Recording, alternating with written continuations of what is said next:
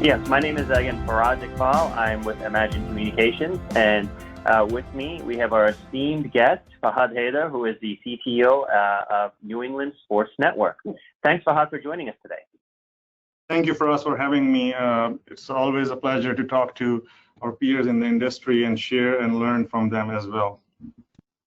You know, I thought it'd be really good for our audience member as well too. Can you just tell us a little bit about the New England Sports Network and what you do? Absolutely. So NESN, New England Sports Network, is one of the first few RSNs that started in late 80s or mid 80s, as a matter of fact. And we are the broadcast home for world champion Boston Red Sox and Boston Bruins. The network is delivered throughout all 6 New England states. And we are primary source of live sports in all those states. We do a lot of college sports as well. A lot of encore original programming, award-winning programming, in addition to some of our unique shows that has been rated in the industry as one of the unique and best viewed shows. That's fantastic. And I'm going to ask you a question that may be controversial, but I'll start it off that way. What's your favorite team? Red Sox, obviously, and what I like about them is they have won more championships or World Series in this century than any other team. And last time they won, obviously, in 2018. That was one of the best moments here. That's awesome. That's awesome. Well, that's great. You know, so we've been living in a lot of unprecedented times, you know, and again, appreciate you coming on. I know you're very busy, but, you know, I think this is a time for us to come together as an industry and start talking about some of the challenges that we've been experiencing, especially during these times that we're in. We're trying to make sense of what's going on and how to move forward. So with that, you know, one of the things that, you know, that's coming to mind is COVID-19. Can you tell us a little bit about the challenges that's had on our industry from your perspective? Absolutely. Live sports is in the DNA of everyone here. And this pandemic has brought great disruption on everyone's life, and its far-reaching impact has been on live sports too. And live sports, probably, in my opinion, has been the most valuable part of live television. So since that pandemic started, obviously, all the pro leagues and college games have been shut down, and it left a lot of fans and a lot of networks scramble through what to put on air to keep the fan engaged. For NESN, as part of the industry, our first and the biggest and the highest priority is the safety of our employees, and that actually took precedent over anything else we were doing. And it definitely affected us because we were not able to continue our regular operations. We came up with new and innovative ways to reach and engage our fans and viewers. And we are looking forward, once the games are resumed, how to broadcast the games and engage our viewers in the live sports again. That's great. You know, I mean, you know, appreciate you kind of sharing that background, because again, you know, a lot of us are working to figure this out. We've had to make changes and adjustments in how we operate, which we're going to talk about a little bit later. But also, how do we, you know, interact with our customers, which is really key. So which kind of goes into the second point is, you know, how is NESN managing viewer or fan expectation during the sports pauses? I mean, I have, you know, all my buddies, they're talking about they're dying for sports. They want to see something. And, you know, when people are so used to something and then it kind of gets taken away, there's that anxiety that kind of builds up. So how are you managing fan expectations, you know, especially when it comes to programming decisions and adjustments? So in times like that, we definitely need something that people can involve from home and that provides some kind of entertainment. And as I said earlier, live sports is probably one of the most viewed form of television. So since that happened, our programming department, especially here, worked tremendously to come up with new ideas, and we have put some new shows that were suitable during the pandemic. Some of those shows included Chara at 1,000 for 1,000 games he finished. My Story at Home with TC, one of the shows we actually produced and directed all from the homes. Live Twitter takeover from former Red Sox players, tweeting and answering questions through Twitter while their own game was played on air. And that was a unique experience for our fans to get engaged and get the perspective of the player, that what were they thinking when they were playing the actual game. In addition to that, we had some other fan engagement shows and daily nightly shows. Some of them, or most of them in the first couple of months, were done from home. So we kept changing our programming. We also did a survey with our fans, and we actually let our fans choose what games they wanted to see for Bruins and Red Sox. And based on the feedback from fans, we were able to pull those games and air for the fans. And I think that included, to an extent, fan engagement and the best anyone could do at this point. You know, that's actually really awesome, because you know, it creates a lot of nostalgia, right? We remember, what was that game that I loved, that I remember seeing that home run and I want to see it again. So that bringing back that nostalgia is really key, especially in a time where you can't see live all the time. At least you can remember the old memories that you talked about. And, you know, really hearing the player's perspective is really interesting, you know, giving us the ability to hear what the players were thinking when they were up at bat, when that ball got cracked, right? And what were they thinking when they were kind of running and the thoughts of the game. So that's really unique and really cool, that the way you're engaging the audience, and very innovative. That's awesome. You know, what are some specific challenges that you're seeing in today's sports industry? You know, what would be your you know, top one or two challenges that you could share with us? So the sports industry is unique because in a traditional live sports broadcast, each network has its own individual remote truck parked at the home venue or road venue, and from there we send our team of producers, directors, TD, etc., and they produce a game. With the new normal, so far what we have been hearing from NHL, MLB, and some other folks, that model will be slightly changed to comply with the guidelines by CDC, by local and state laws. What it means is we may not be able to have multiple production at same venue because of the limitation by number of people by the local or state government, which means that it will be a shared model. The term that's been used in the industry is world feed model, that if we are playing another team, we will produce the world feed, and we will provide a copy of that feed to the other broadcaster along with some other cameras for them to cut, but we will be the primary production company. So that's a big change in a lot of ways. But luckily, the technology is here.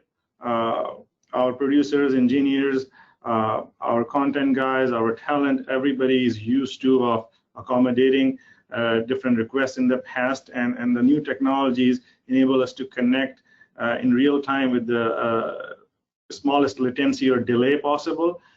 We can cut the shows, we can virtually control certain equipment. So definitely that's a disruption, and that's the biggest impact. The second one I would think is the number of games, and potentially, and again, it's a big potentially or big may here, that we may start without any fans.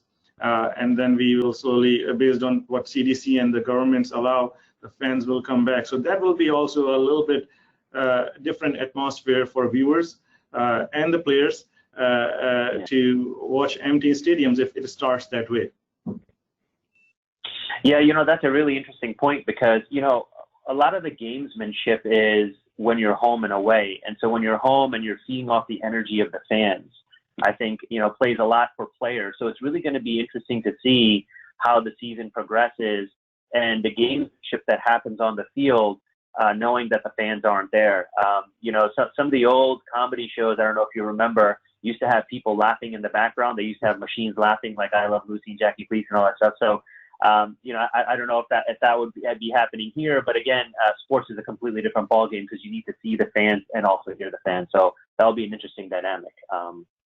So for us, what you just mentioned actually is an interesting point because we call it, the net sound from the game plus we bring every single audio, announcer, nets, everything differently, and we mix it. It will be interesting to see how we're going to mix the entire sound. Leagues are coming up with some new protocols for that, and all I can say at this point is it will be something that won't let anyone down. Oh, that's awesome. I'm looking forward to that. That'd be awesome. Looking forward to that. So as you're kind of talking about, you had talked about the challenges, the next series of challenges are, coming back to work. So, your world, how are you managing people coming back to work operationally? I know you kind of touched on it. What are some of the changes that you have to make as people come back to work now or when they come back to work? Absolutely. So again, the safety of our employees and safety of their families is our highest priority, and that's more important for us than anything else. And we have taken precautions from the first day that pandemic started. And we had a lot of people work from home remotely to produce shows, to support shows, etc. Now we are following the state guidelines. So in case of Massachusetts, we have 4-phased approach where there are certain things that are allowed to open in each phases. For us, we are the essential services. We are in the category of essential businesses since we are 24/7 television station. So we never stopped during pandemic, but we had very few people like engineers work 24/7 here to support the entire infrastructure running. Our master control guys worked here locally at our station to kept everything running. And in last couple of weeks, we started bringing some of the producers and talent. But what we are doing for safety is we have a daily self health assessment that everybody has to fill, and we follow the questions are based on CDC and the local government's guidelines. We also have proper social distancing in office space, in production control room, in every area, including studio. We also provide mandatory masks, sanitizers, and gloves. The same way we have taken care of if there are 2 people sitting in control room. In the past, if there was not 6 feet different distance between them, we have put plexiglass, as well as we have spread out people. So certain functions in control room, right, like playback or prompters, things like that, can easily be controlled from other part of the building. So we have spread out people, and that boosts a lot of confidence in our production staff after looking at all these measures we have put. Again, nothing is definite, but we are doing as much as anyone can do, and we are hoping that this pandemic gets over soon, but we will not planning to ease the all the steps we have put to keep our employees safe. No, that's great.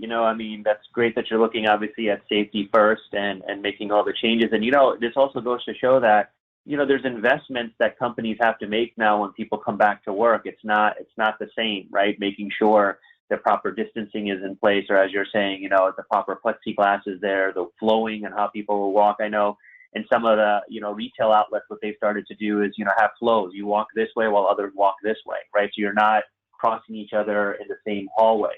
And that's going to be different, right? Especially when you're in corporate America or the corporate atmosphere. Look, I want to go pick up and get a cup of coffee. Now I got to make sure I go this way and not cross someone the wrong way where we are not compliant in terms of spacing and whatnot, or maybe you have to make sure I wear a mask or whatever those policies are. It is a different world. And I think culturally, it's going to be interesting to see how we as a society also react to that, right? That, I'm used to talking X amount of distance from people. I'm used to that handshake that I make, or that, tap on the shoulder or whatever that is. How are we going to manage that in the office atmosphere is really interesting. So it's great to see some of the operational changes that you're making there. But where do you see the future going, given all the changes that's happening, right? So we've talked about, some of the things that you made. You talked about some things in the stadiums that, that could potentially be happening. But where's the future going, given these changes, in your opinion? So that's actually a great question, because this is where we are very optimistic. NHL has already announced publicly that they will return sometime in July. And as you know, Bruins are on top of the league. So we are really hoping that we end up winning the Stanley Cup. We did very well last year. We went all the way to Game 7. It was a very good run. So we are trying to finish it off this year by winning the Cup. So we are looking forward for hockey for sure. MLB, your guess is as good as mine at this point. We are watching that everything closely, but we are very optimistic. What a commissioner said last night at ESPN interview is very promising, that MLB will return this season, and we are planning everything with MLB at this point to start broadcasting the game. But we still have to get the final word from the league. Now, one part of optimism is because fans have not seen the sports. There was a survey done by PSB Research Poll last month in May, and that survey actually showed some interesting results. It showed that viewers or fans are 5 times likely to watch more sports when sports return than ever before. So that's very promising, which means the ratings will go really high.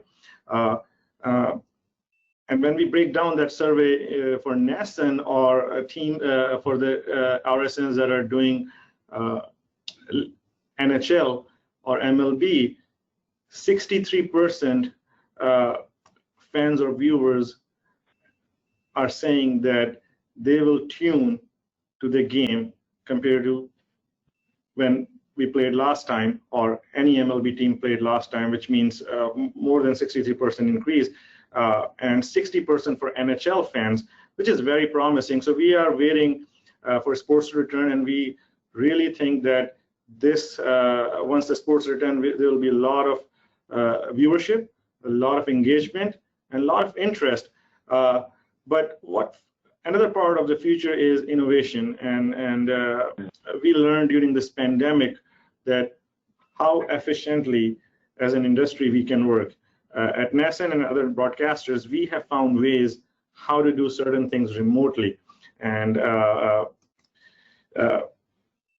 if it means producing certain shows remotely from home or controlling certain systems virtually, that definitely has improved our efficiency, and that definitely has improved some of our workflows, and we are looking forward to utilize some of it going forward. So innovation is a key here, and we have to keep innovating. World feed model, what I said earlier, is another thing that I cannot say for sure, but I do anticipate that the remote production model will have somewhat disruption in a unique way going forward in next coming years. So we are anticipating some changes in that too, and we are ready to work with anyone on that. But this is just the start of the list. There are a lot of things: automation, AI, a lot of things that play into the future. That things in the past that we looked at it, but we thought that might not be suitable equipment or workflow. In our case, we are relooking at those things because they might help us in a different way now. That's great, and it's really great, the statistics that you're sharing, that you're going to see an increase in viewership, and I think part of that is when you're away from something, when you had something, sometimes you take that thing for granted, you don't watch it all the time, and now that it's gone, everyone's going to want to come back to it. And I know just from my own circles, people talking about, I can't wait till the games start coming. It's part of that culture that we have, where you sit around sometimes with family and you kind of watch it together. what's going to be really interesting is you talked about how you change things up today, where you're doing fan engagement to watch old reruns of games and what they want to see. So it's going to be interesting if some of that stays as we get into the team, games coming in live. What's that intersect between fan engagement that you have today versus when we have live games? Is there going to be an intersect there to say, hey, what type of influence can fans have maybe watching a game, as an example? And so it'll be really interesting to see how that kind of evolves over time, given that fans are now kind of used to, hey, this is kind of cool. I can say something and maybe something will pop up on TV, as an example. So that's really, really, really cool stuff there. You had touched on this. So remote production models, will they stay post-pandemic? I think to an extent, certain parts might stay, just because now we are figuring out how we can control, for example, a score bug virtually. We don't have to have an operator at a truck, or maybe you can do graphics or certain other things. So there may be pieces of it that may stay permanently, but again, it's too early to say definitely which pieces will stay. This year is definitely different for production and will be different once we return to sports. What will happen next year will definitely take everything into account how we produce the games in next coming months. So I think there will be certain things for good reasons. That's great. And so let's look at the industry, right? So what's that one trend that you're tracking closely and are excited about? Say, hey, you know what? This is something really, really exciting and kind of gets you pumped up. That's a great question, because for me, there is more than one trend, actually. Obviously, NESN transitioned to 2110 last year, and we are one of the few early ones who transitioned to 2110 routers. So we are trying to utilize IP network for video transport internally, and that's something that will keep growing as an industry, and that's something that I'm really excited about. Another part is HDR with 4K or 1080p. In our case, it will be with 4K. That definitely is a game changer for video quality for viewers, and that's a big trend that, in my opinion, will take over. Right now, pretty much most of the TVs you see when you go to buy any online or in any store comes with some kind of HDR in it, or Dolby Vision or something like that. So I think that's a trend that's already taking over. 5G is another thing, because for broadcasters, sports organizations, news, one of the biggest challenge we always had in the past was if we are not doing the live game, but we have to just send a photo or a cameraman to do a press conference live or a shoot live or some kind of interview from somewhere where there were no satellite trucks or fiber drops. This 5G will definitely help stream highest quality video with the best video compression back to the station at NESN. And we already started utilizing bonded cellular a few years ago for spring training production. But we are really looking forward to utilize 5G to have a better quality signal. Virtualization of certain systems is definitely something that everybody is doing. For example, our new master control that we are working with you guys at Imagine, back in the days, everything in the automation and device server and in the file server were physical hardware, physical servers. Now they are virtualized, running on VMware, so you can reduce the rack space from 17 servers to 4 servers because you are virtualizing it, and you guys are doing that very well.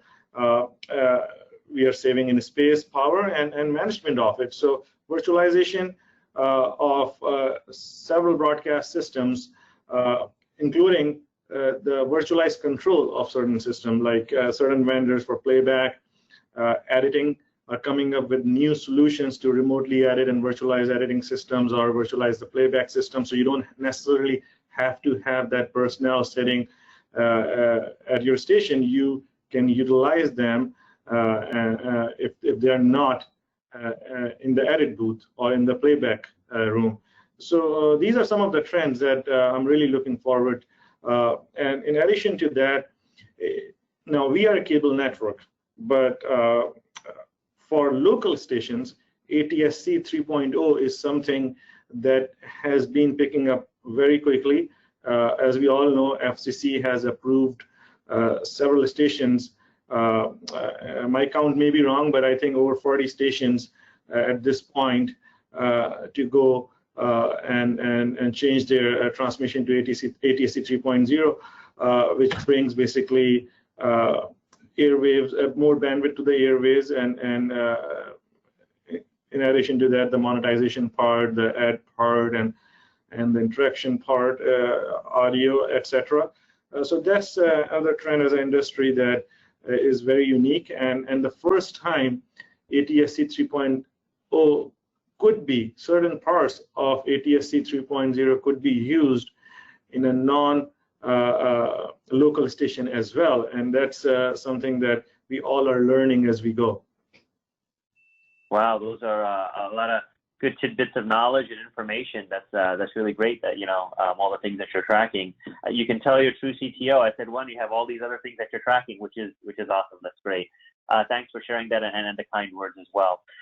With that, we're going to cut over to the Q&A session. I think we have time for maybe a couple questions.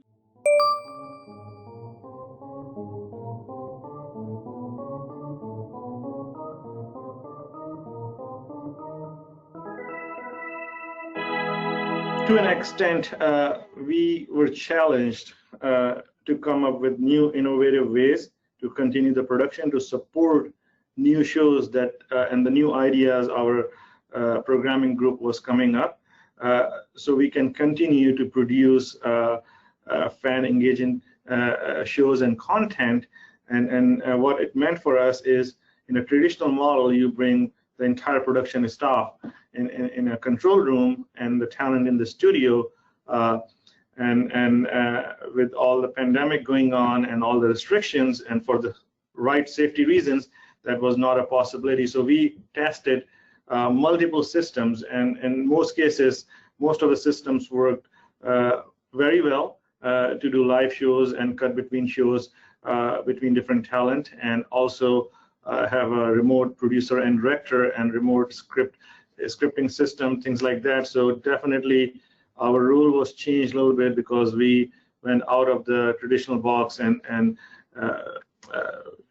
we provided solutions that were not very traditional.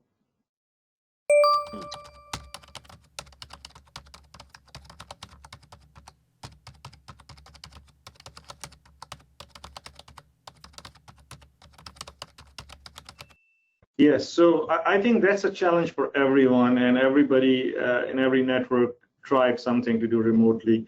And we all learned this, that the bottleneck becomes the end user internet at home.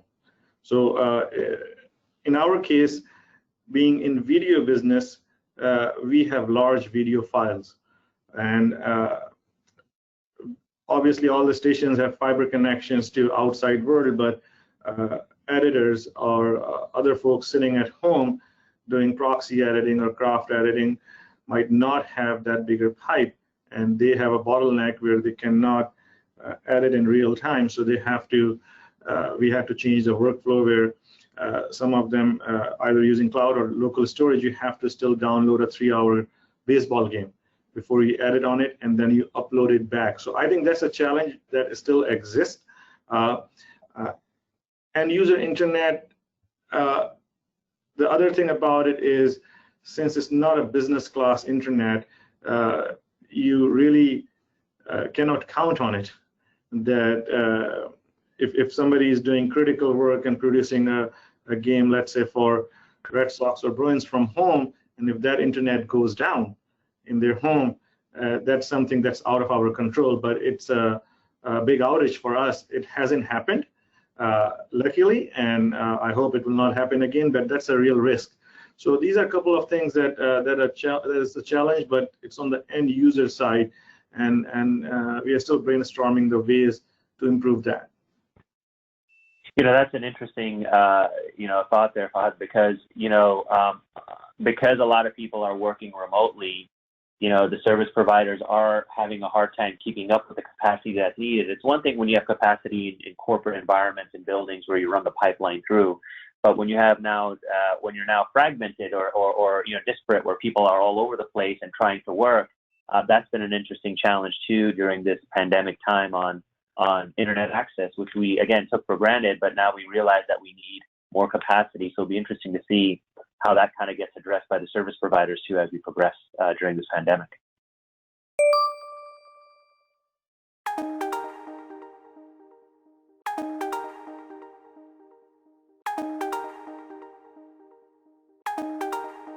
It's a great question because we actually had a great experience at NESN. I mentioned briefly earlier that we actually, our programming group came up with the idea to produce an entire show based on Twitter. So the idea was to play a game that, in some examples, I can give you some examples that one of the games were one of the World Series games, and certain players who played that game took questions on Twitter, and we brought those Twitter feeds back in our live show. So fans were asking questions about those players that when you were playing this, and when you were hitting this, and what were you thinking, and what were you anticipating? And the players were answering the question in real time. So in our experience, the Twitter takeover was probably one of the best things we did, and we came up during the pandemic, and we got really good feedback about that show, and we are looking forward to continue that show in the future. So with the starting lineup. Leading off and playing shortstop will be Tony Kubek. Batting in the second position and playing left field, Bob Scher. It's a great question, and I'm glad somebody asked that, because just to clarify, we are not looking to broadcast our signal over the air. We are a cable network, and we broadcast via cable companies, satellite, telcos, or virtual MVPDs. ATSC 3.0 enables certain technologies traditionally ATSC 2.0 that's currently being used in most cases can only be utilized for over-the-air broadcast. The cable networks cannot usually use any features of that. ATSC 3.0 enables certain features. I'll give you an example of it. And it's too early to say much on that side, but watermarking. It brings a watermarking feature where all the connected TVs inside the homes can send the data back to the manufacturers of those TVs that, what's the measurement on certain shows. It is not happening yet. It will probably be something that TV manufacturers will be doing in the future. We have heard from several of them that they are working on it to deploy that feature widely. And they're going to utilize the fact that 90% out of 100% connected TVs out there are connected to internet. So that's one of the ATSC 3.0 features that will give you more accurate measurement of what's happening out there. In addition to that, there are some addressable ad features. Again, we will not go over the air, but we can incorporate certain features in our cable distribution side in the future when they are available and the cable head ends are ready. But that excites me because that seems to be on roadmap for several cable companies, head ends, and television stations at this point.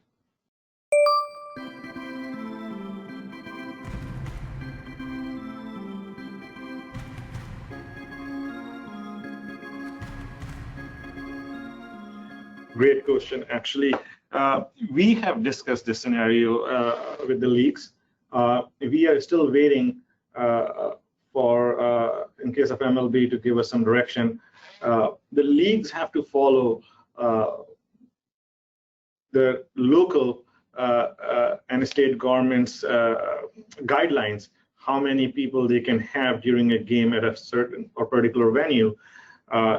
If the count is, I'm just making up a number, 200, and those are players plus the staff that works with the players and the league officials to do the game, and and they require us to have talent at the station, that will not be a problem. We can definitely have talent at the station, and we can announce the game.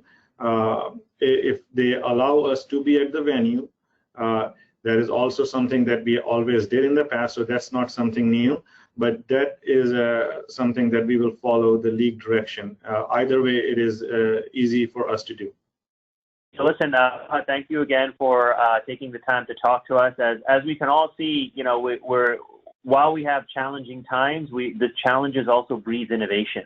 And this innovation is actually moving us further and further into the market. It's pushing the envelope on in terms of what we can do. You know, there's a lot of what we can't do, but from this discussion we're having, we're also understanding what we can do when we have challenges. So I think this innovation is going to be really interesting to see how things pan out as we get into the post-pandemic world, and really see how this innovation really increases and enhances the user experience, especially in the sporting space, where the fans are now going to have an enhanced experience based on how this innovation is kind of coming out there. And so, you know, time will tell how this all kind of plays out, but it's some really exciting times. I know some challenging times, but at the same time, the look forward ahead looks very, very promising.